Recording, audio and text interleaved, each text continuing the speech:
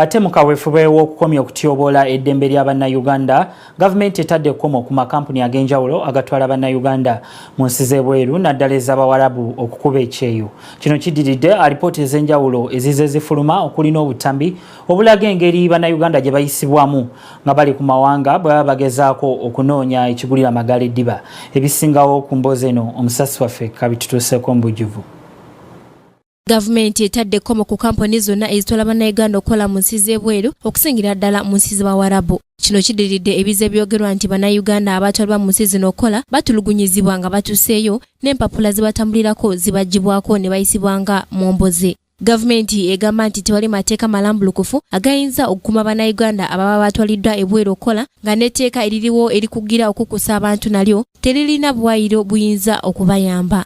So gavumenti egezaako okuteekawo engeri entegeeragana esobola okuyamba okubeera okukwatagana Uganda n'ensi ziri endala Abannayuganda gye bagenda kabeere nti wabeerawo engeri Abannayuganda gye babeera nti bayisibwa bulungi ate nga waliwo engeri nti gye balondoolwa nga basobola okubalondoola eri gye bakolera nti baba bali mu mbeera etali nnungi babeere nti basobola okuyambibwa ne bakomawo amangu. Gavumenti egamba nti yadde amakampuni 69 ge gakkirizibwa okutwala Bannayuganda okukolera ebweru mu mateeka, waliwo amakampuni endala eziwererako ddala 5 ezitwala abantu ebweru mu bumenyi bw'amateeka. Even the companies that take these people, they need to be sensitized, and as I was telling you earlier, they need to be given very specific roles.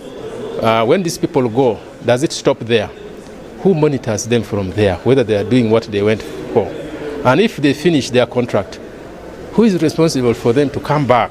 Ekibiina ekirwanirira eddembe ly'abakozi kiyite Platform for Labour Action nakyo kifulumiza alipoota ng'erumika kampuni zino n'abantu ssekinomu abatwala Bannayuganda ebweru okwekobaana n'amakampuni ze babatwala okukoleramu. Bannayuganda abasinga basuubizibwa emirimu emirungi egisasula obulungi naye bwe bamala okutuuka mu nsi zino bakola emirimu egitali gy'obuntu omuli okwetuna nga bamalaaya, okulongoosa akazambi w'abantu, okukola ebyambyoni ng'okwegaddanga n'ebisolo n'ebirala ng'ebyo. Tukimanyi nti waliwo abantu balubeerera abalina mu butongole abalina anti-license za kukola mirimu mirala naye ate bamala ne beetaba mu by'okutwala abantu ebweru.